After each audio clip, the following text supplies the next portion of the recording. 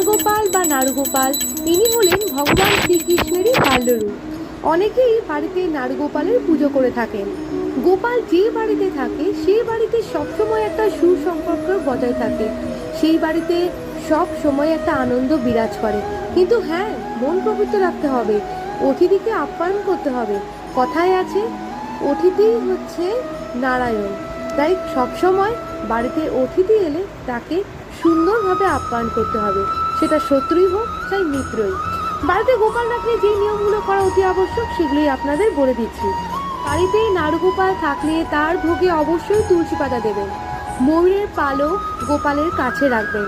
ঘরে গোপাল থাকার অর্থ নারুগোপাল এখন আপনারই পরিবারের একজন সদস্য। আপনার পরিবার এখন গোপালের পরিবার, তাই পরিবারের একজন সম্মানীয় সদস্যের স্থান গোপালকেও দিতে হবে।